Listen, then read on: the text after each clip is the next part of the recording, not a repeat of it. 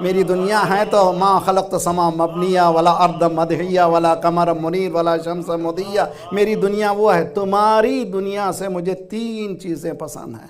تلاوت القرآن، پہلی چیز مجھے پسند ہے کہ قرآن کی تلاوت کرے۔ میں مسلسل کہتا ہوں صبح کی ہماری گہما گہمی کی زندگی میں 10 آیتیں روزانہ ذرا غور و فکر سے پڑھ لیجئے، انشاءاللہ دیکھیں گے آپ کے گھر میں، آپ کے فکر میں وہ نور برسے گا۔ جو قرآن سے قریب ہو جائے گا اس کو اہل بیت سے قریب ہونا ضروری ہے، اس لیے کہ یہ دونوں کبھی جدا ہوتے ہی نہیں ہیں۔ جو قرآن سے قریب ہوتا ہے وہ اہل بیت سے ضرور قریب ہوتا ہے۔ تمہاری دنیا سے مجھے 3 چیزیں پسند ہیں۔ ایک تلاوت قرآن، النظر الی وجہ رسول اللہ، رسول اکرم کی طرف چہرہ دیکھنا۔ اسی لیے احادیث میں ہے کہ خانہ کعبہ کو دیکھنا عبادت تو سجدے تو بہت بڑی بات ہے۔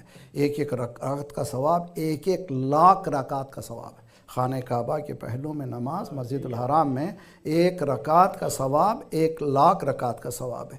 اس سے پہلے صرف چہرہ دیکھنا خانہ کعبہ کی عبادت ہے۔ مصحف کی طرف دیکھنا عبادت ہے۔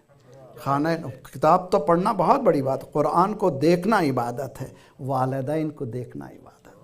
حدیث میں ہے کہ والدین کو ایک رحمت کی نگاہ سے دیکھنا ایک حج و عمرہ مقبول کا ثواب ہے۔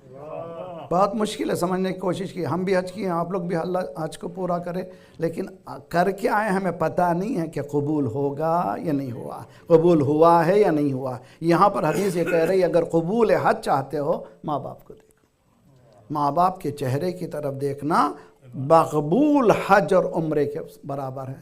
یہ بہت ہی اہم۔ اسی طرح سے النظر الی وجہ علی ابن ابی طالب عبادہ، علی کی طرف تو نظر نہیں آتے، کہا ذکر علی عبادہ، اگر نظر نہیں آتے تو ذکر علی کیا کر۔ اللہم صلی علی محمد وعلی محمد۔